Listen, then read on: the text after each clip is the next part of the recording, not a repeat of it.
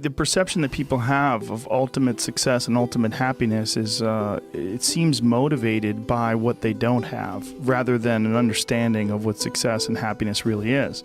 Their idea is that one day I'm going to go and I'm going to be in my golden years and I'm just going to be able to sit around and do nothing and tell everybody to When you are working and slaving away, you think about that beach with your feet up and the waiter comes over. Would you like another margarita, Mr. Peterson? Yeah. Yes, I would. These people that live this life, do they have something they're working towards? Do they have an idea that they're working towards?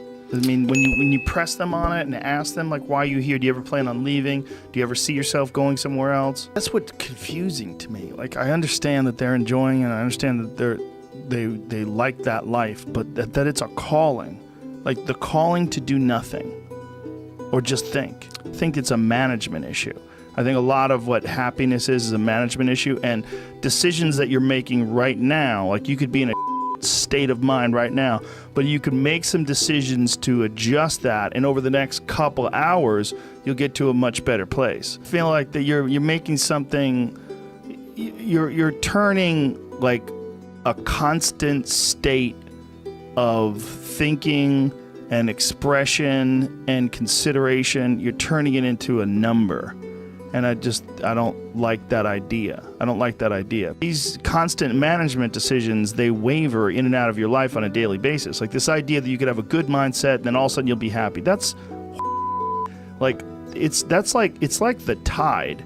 It comes in and it comes out, and there's going to be days where you're just not feeling so good physically, and that's going to affect the way your happiness level is. One of the big ones is eliminating interactions with people that are negative. That is gigantic. And because I've realized that I'm not really as independent as I used to like to think I was.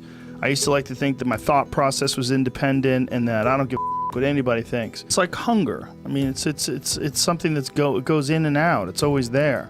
But happy as is a good answer. Yeah, but this is something I've cultivated for a long time and avoided things that make me unhappy and figured out what those things are and been very rigid about eliminating them from my life.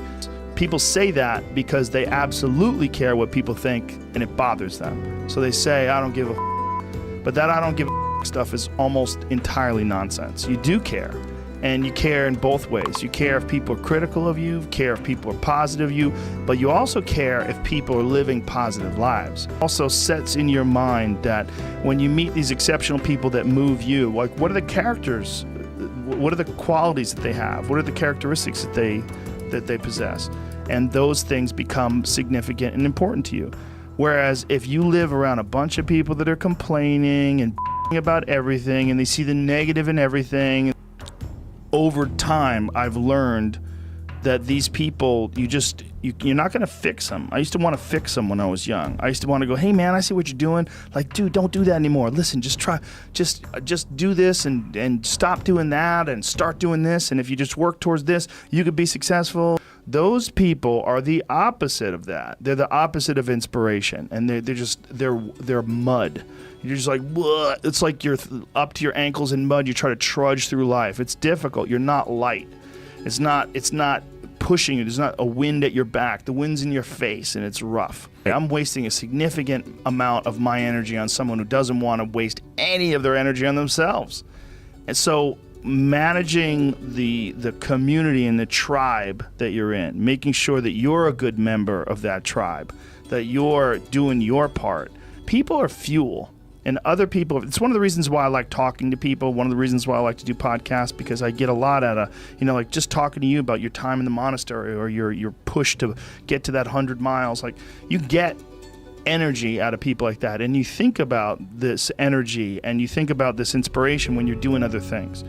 There's a lot of cynicism in these days about inspiration and about motivation because there's a lot of fake.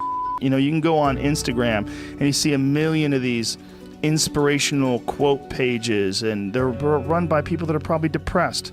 When you're around happy, inspirational people that are successful, it makes you feel better and you get inspired. And if you act on that inspiration, your life will be more fulfilled. And it's not just inspirational in terms of financial success, but in terms of doing difficult things. And I think that there's a lot of people out there that think somehow or another you're going to get to some place where you're living in silk sheets and you're getting your toes done while someone's dropping grapes into your mouth. I don't want that. I've never wanted that. That guy's not going to be happy. He's going to be bored. An hour into the grapes, you're going to get those grapes away from me. Stop painting my toes. What am I doing in this bed? The human organism, the animal that we are, needs constant stimulation because it evolved trying to find food and escape enemies. And find shelter, escape nature, escape the elements, try to survive. And this is the great joy that you have in taking care of your children, that you can protect your children from the elements and the enemies. Or they're this middle-aged person with no future and no idea of how to get out of this rut and probably never will escape it and might just wind up sucking on a gun. You know, and it's also the great sadness that you see in losers. When I see a loser, I see some guy who's 43 years old, lives in his parents' basement, and he hates the world. I think part of that world is because we have been fed this line of that you're supposed to seek comfort, and I don't think you are. I think you're supposed to seek lessons, and you're supposed to seek difficult tasks and accomplishments, and through those things and through doing things that are hard to do, even if it's just a 90-minute hot yoga class. Oh, hello, sadness, my old friend. Hello, depression. Because when you're not doing anything, you feel like and that's just a part of being a human being. And we can pretend that we're something other than what we really are, and we can pretend, nah, me, man, I'm just cool, just chilling, doing nothing. You're human. Human reward systems are carved deeply into your DNA. And if you don't respect that, if you don't respect the mechanism of happiness and fulfillment and what you really need to do in order to feel satisfied in life, camaraderie, love, family, friendship, struggle, testing yourself, learning. These traps that people sort of establish in their own mind of giving themselves excuses or giving themselves insurmountable obstacles, insurmountable paths. There's so many different factors that lead to a healthy body, but how much of a healthy body leads to a happy mind? That's where it gets, like, you can't blame some of these people that are suffering from like a disease. Some of these people that have like something wrong with the way their brain is producing these happy hormones. I've known of quite a few people that got up on pills after operations or injuries or stuff like that, but I know quite a few of them that kicked it, you know, that just realized it was happening. I think it's fascinating. I think it's a fascinating discussion, but it is, in a sense, it's limiting free speech as well. I mean, and we have a real problem with that. The problem with it is that as soon as you start to put any regulations at all, and you know, you say, oh, you shouldn't be allowed to advertise, even if it's advertising honestly about a great product, that people will have real issues with that. So 15, 20 minutes a week, I'll have a glass of wine, I'll put my feet up, I'll kick back, and then that little voice in the back of my head, it's like, are you doing everything you can do?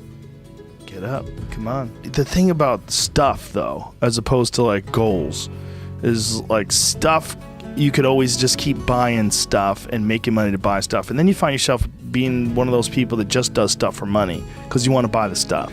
For me, the most important thing is the stuff that I put out if people like it. Yes. Like if I do a podcast, well, let's say if I do a UFC and I suck, if I stumble through something or I make a bad call or it's not, that will be up for days. I've heard Steve Harvey talk about money, like how much money he wants to make per year, and someone was making fun of it, and I was thinking, well, he's in this vibe where he's trying to get stuff and make money, and you got to make money to get stuff, and you get sort of in this game of accumulating more and bigger and better things. Same with a podcast. If I do a podcast that doesn't go well, if I do a set, the set doesn't go well, or I stumble through a joke, all I care about is the stuff that I do in terms of like progress. I focus all my progress on that. I'll distract myself with stuff. The only thing that means is your friends and your loved ones and what you're trying to do with your life.